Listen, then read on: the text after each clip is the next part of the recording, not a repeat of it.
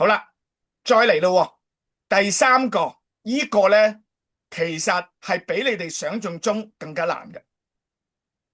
好多人睇呢啲話，掂啦 ，profits tax treatments，關於 intellectual properties，關於 R&D activities，我哋先講 intellectual properties，佢哋即刻諗，掂啦，有啲 DIPN 啦，你就錯啦，因為佢會考埋你冇寫喺裏邊，但係佢一定考嘅 application of DTA。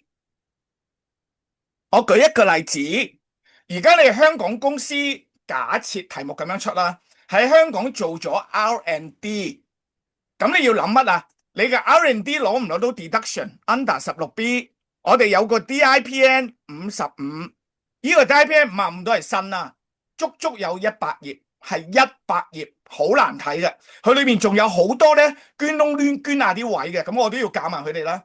好啦，咁你做完，我當啦，你喺香港做咗 R&D， 咁你就做咗一隻新嘅藥。咁而家呢隻藥即係一個 patent 啦，啱唔啱 ？patent 一隻藥。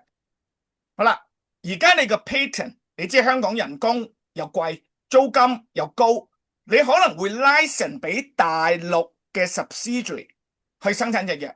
咁你梗係會諗啦，一有 cross borders， 你係咪要諗 DTA 啊？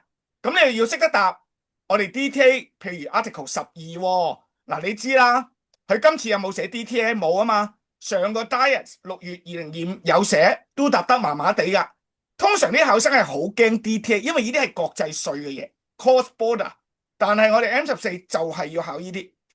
仲有啊，如果你唔係自己喺香港做 R&D， 你買入個 patent， 舉個例子，你係德國冇公司做 R&D 發明隻藥，香港真係買咗個 patent， 咁變咗 owners， 你再 license 俾大陸個廠。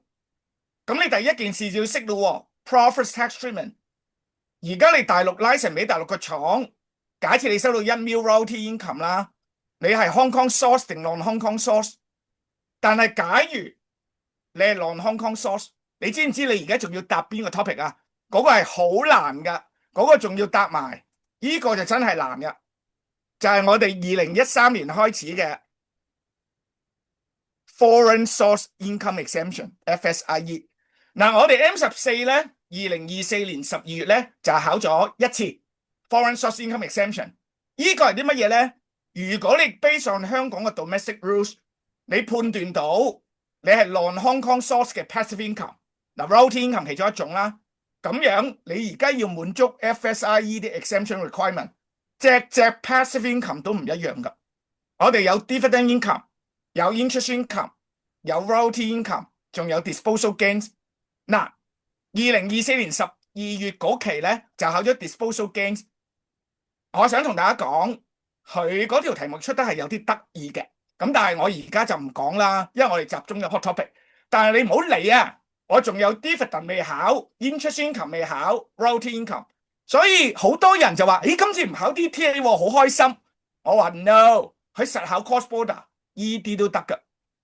跟住嚟嗰個咧，其實就更加難嘅。